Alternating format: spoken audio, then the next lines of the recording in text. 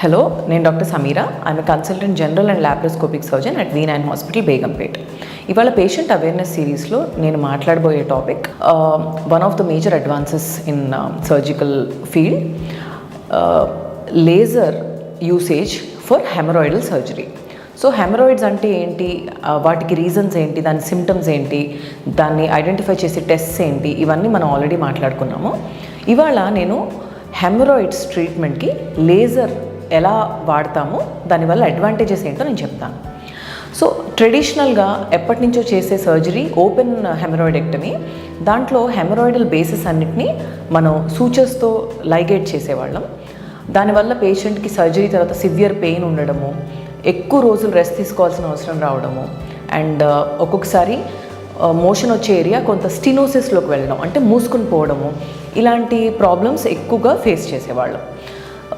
So now, because of the latest advances, we are using laser for hemorrhoid surgery. So ఈ laser వాడడం వల్ల ఎటువంటి grade of haemorrhoids అయినా, అంటే patient ఎర్లీగా ప్రెజెంట్ అయినా, అడ్వాన్స్డ్ స్టేజ్లో ప్రెజెంట్ అయినా కూడా ఈ లేజర్ ట్రీట్మెంట్ ఆఫర్ చేయొచ్చు. గ్రేడ్ 1 అండ్ గ్రేడ్ 2 హెమరాయిడ్స్కి, అంటే ఎర్లీగా ప్రెజెంట్ అయిన పేషెంట్స్లో బయటకి స్వెల్లింగ్స్ బయటకి తగలకపోతే కనుక వీటిని ఎక్స్క్లూజివ్గా లేజర్తో మాత్రమే ట్రీట్ చేసే అవకాశం ఉంటుంది. అదే గ్రేడ్ 3 అండ్ గ్రేడ్ 4 హెమరాయిడ్స్లో కంబైన్డ్ థెరపీ, అంటే లోపల నుంచి సూచర్స్ వేసి హెమరాయిడ్స్ని పైకి పుల్ చేసి అట్లాగే లేజర్తో వాటిని బర్న్ చేసే మెథడ్ కూడా ఉంటుంది. సో ఏ స్టేజ్లో ప్రెజెంట్ అయినా కూడా ఈ లేజర్ సర్జరీ మనం ఆఫర్ చేయొచ్చు. దీనివల్ల మేజర్ అడ్వాంటేజెస్ ఏంటి అంటే, పేషెంట్కి పోస్ట్ ఆపరేటివ్గా తక్కువ పెయిన్ ఉండడము, అండ్ కాంప్లికేషన్స్ లైక్ పోస్ట్ ఆపరేటివ్గా బ్లీడింగ్ ఎక్కువగా అవ్వడము, అండ్ ఎక్కువ రోజులు రెస్ట్ తీసుకోవాల్సిన అవసరం రావడము, ఇలాంటివి అవాయిడ్ చేయొచ్చు.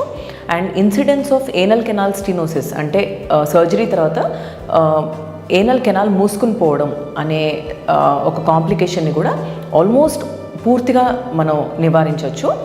అండ్ లేజర్ ద్వారా పేషెంట్కి డే కేర్ సర్జరీతో, అంటే ఓన్లీ మార్నింగ్ టు ఈవినింగ్ మాత్రమే అడ్మిషన్ అవసరం పడేటట్టు అడ్మిట్ చేసుకుని సర్జరీ పూర్తి చేయొచ్చు.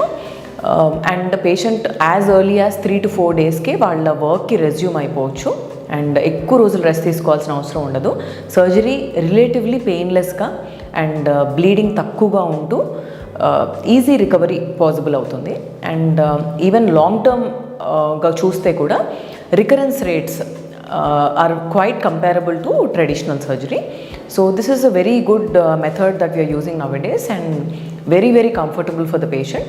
సో ఒకవేళ హెమరాయిడ్స్తో మీరు సఫర్ అవుతుంటే కనుక, ఇదివరకు అంత ఇవి treatments they are not so painful as earlier. So definitely approach your doctor and ask for laser procedure. Thank you.